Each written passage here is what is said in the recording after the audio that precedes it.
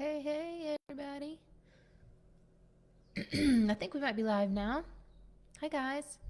Ooh, look at this giant mic stand in the screen. There we go. I got lots of things in my screen today. Let me just do a little tidy right here for you so that you don't have to look at that. Is that better? Well, so for me, so I don't have to look at it. Okay, hi, everybody. Welcome. We are in day 3 of this week's live stream. And what I really want today is I want to know if you've watched any of these, if you've been listening, if you've been looking back at the replays. I want you to tell me below in the comments something that you've heard, one thing that you've heard. I'm going to do a quick recap of the shift we went over yesterday. But before I do, I just want to come clean with whoever's here with me today, whoever joins me today, and whoever's listening, just to say I am experiencing a garden variety of back to school viral friends. Kids are bringing them in. My kids go to 2 different schools. Kids are bringing them in. I already had something before the kids started school. So today I've just sort of hit a new layer of, I just really want to be in bed resting. And yet I'm here with you. And I'm here with you because I said I was going to be. And I'm here with you also because even though I am tired and my body is saying just sleep or rest or whatever, I'm a person who likes to keep my commitments, because here, especially with you and with my clients, because I know that some of you are going through this and more things that are so hard. And in most cases, for most of you here, things that feel really hard and really overwhelming. Even if you're really good at looking at the positive, even if you're really good at stepping back and just taking care of yourself and then coming back, the reality is that you are in this group because you're seeking something that you haven't yet figured out, something you don't know how to do, whether that's connection with your kids, whether that's feeling kind of lost within yourself, disconnected within yourself, whether that is a long-term chronic kind of what I'm feeling today with just like tired, my immune system's fighting something. Just that like what came to mind when I was kind of thinking like, how does this connect with you guys today, was like that feeling like, and I hear people say this on the phone a lot. I can't deal. Those are the words I heard. Like, I can't deal. I just can't deal with this. And I hear people say like, I just can't do it. And so it fits with the shift I'm going to talk about today. But I want to connect the dots for you to really pull this together, because one of the biggest things I've already named yesterday in yesterday's live stream, I named to bring to consciousness for you who are struggling with feeling overwhelmed, irritable, tired, disconnected, not able to change it, not able to figure out. You're Googling solutions. You've tried prescription medications. You've tried meditating. Your prayer time doesn't feel connected anymore. Like nothing's really helping. You kind of have this hodgepodge of ideas, don't know how to put them together, or whatever. You're doing the things and putting them together, but you're not getting a result of this steady, consistent connection, calm, overflow, spillage into your relationships, right? Okay.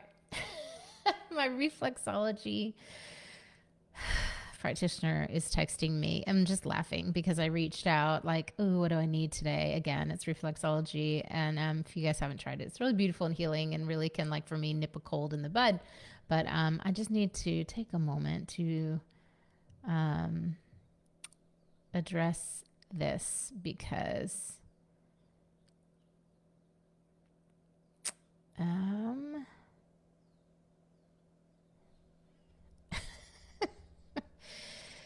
just going to put this on Do Not Disturb for a moment because I can't do those times he's asking me to do. And I'm in a Facebook live stream. Okay, guys. So it's hilarious because I'm going to fold all these things into the talk today. But anyway, getting a little bit of a slow start. Thanks for bearing with me. Seeing my humaning while my brain is like tired today. Everything is just going to be slower today for me. And I've already accepted that. Quick recap of yesterday, the topic. What I brought in today here for you is a huge, what can we call it? A huge, I don't want to call it a mistake because it's not a mistake, but it's a tactic people subscribe to that does not work for them. That really, it is almost like it's harmful to people. It's harmful to your relationships for sure. It's also harmful to you to use this frame. But yesterday we talked about the frame. The frame is, am I approaching my life looking at my marriage, my partner, my kiddos, my job, myself in the mirror? Am I looking through a frame of, if only these circumstances or conditions or people would change what they're doing, the way they're being, the way they don't listen to me, if only they would change, then I would feel better. This is mistake number one. This is approach that doesn't work. Number one, that we're going to annihilate this week, because the worst thing you can do for yourself is to think that you're doing the right thing, but actually it's a total waste of time and money and energy. That's so frustrating. So I'm going to save you my learning from my many years of working with other families and doing the work within myself to transform the way that I live my life, think my way through motherhood, and feel my way through motherhood, so that I can access joy and fun and playfulness even when I'm not feeling well, even when I'm tired, even when whatever, if you're not sleeping. Those are conditional things. Even if you have asked your partner a million times to do things and they aren't getting done, and you think that that's the problem, don't fall for that. You're smart enough to know that even if you had everything the way you think it needs to be in your life, you're still going to bring yourself with you. You're still going to feel in the same way you do. You're still going to think in the same way you do. You're still going to be hooked on negativity or buying into a story that everything is so hard and so you're tired, or maybe the habit is just feeling depleted. Okay, you got it? So yesterday's recap. Go back and watch that live stream. If you haven't watched it yet, there's a lot of value there for you and a lot to just kind of shake you awake and a lot to think about. Sorry, I keep hitting my mic. Again, tired today. So, okay, this is what we're jumping into today, the second shift, you guys. Now, the deal is that, and how it fits with like me, my body fighting a cold today. The back to school colds are in full swing, and maybe some of you are experiencing this too. I just had some clients who weren't feeling well on the call yesterday, so this is fresh on my mind too. Sometimes moms get into a pattern of thinking that things should be different. So we're tacking on to yesterday's, looking at a frame through if conditions were different, then da-da-da. And then the next layer deep is the should. Either I'm shoulding all over myself, or I'm shoulding all over my job, my boss, my whatever, my partner. That's probably the biggest one. Some people do it with their kids. You shouldn't be talking to me like this. You should be different. And then we peek underneath that layer, and it's always about the self. Always, no matter what you think, whether you don't know it yet, if you haven't done the inner work yet, I'm just going to save you the $10,000 in therapy over the next couple of years and say, it's about you. It's always about us. It's always about us. Whether it's a projection of you, whether it's a story that was imprinted on you. It's always about you. So we think it's about the other people.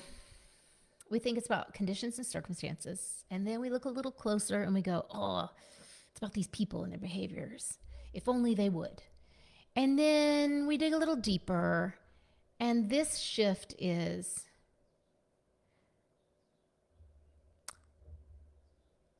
actually about resistance. It's actually about resisting what is. So, using a very simplistic example today, like I could come on here and fake some energy and pretend to be really excited about life and whatever.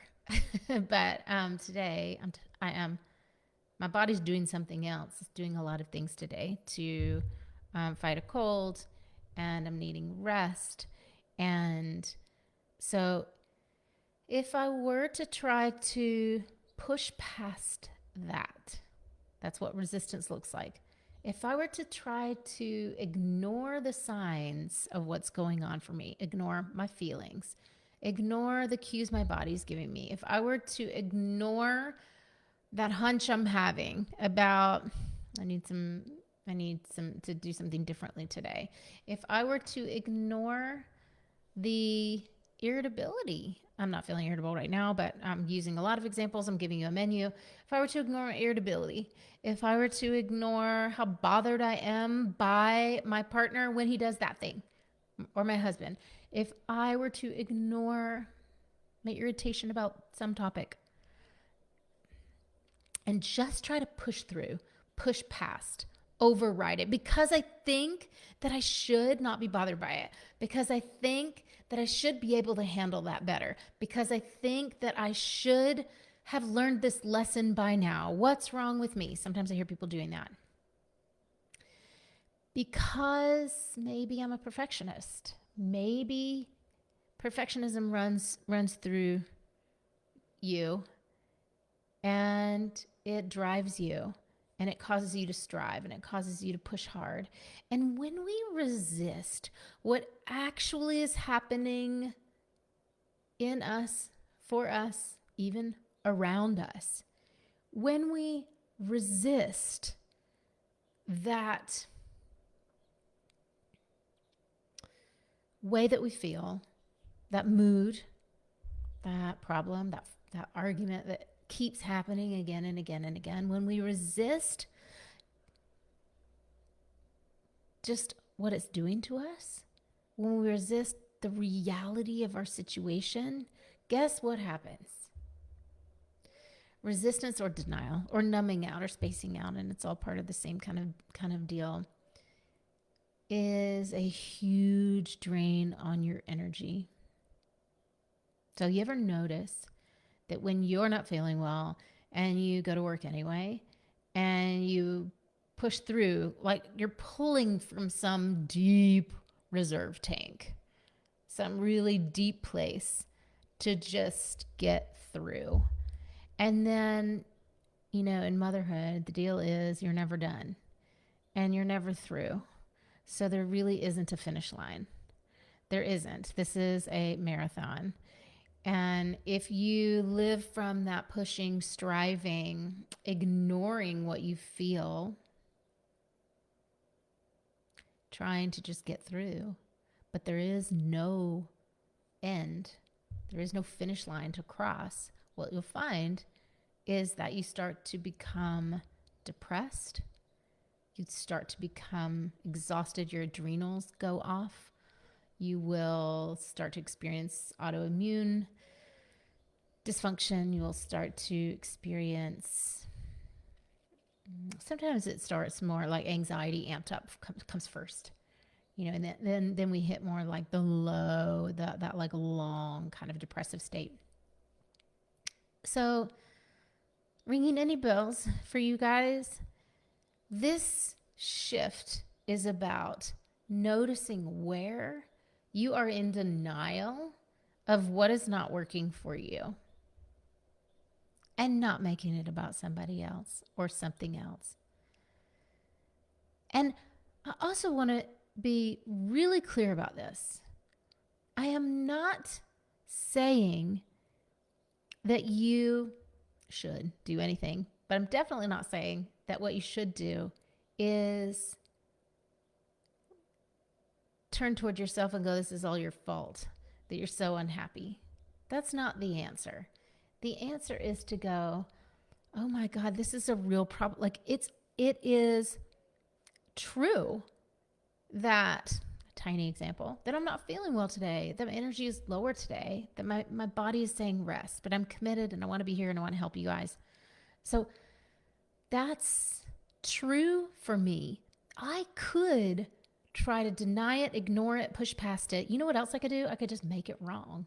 I can make it wrong. And I do this. This is a huge part of the peeling back the layers with my clients in my intensive program.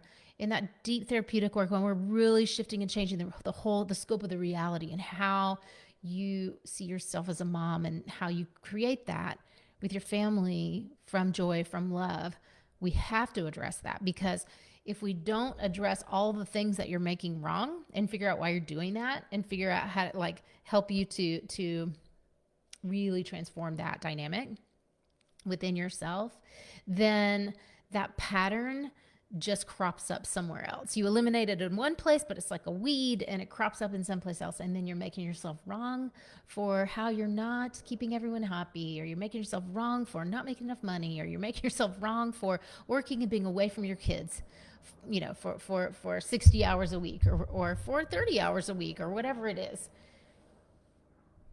Resistance, denial of what is. I should be able to handle this. Other people can do it. Why can't I? What's wrong with me? That's resistance. That's denial of what is. What actually is happening in front of you is all that needs to be recognized and noticed. Oh my God, I'm exhausted. Oh my gosh. My kids really don't listen to me. They just don't listen. I can't stand the chaos in my house. That's where I want you to go with this. Like, that's what actually looking around, being honest about what's going on for you really sounds like. That's what it sounds like. It sounds like this is not what I want.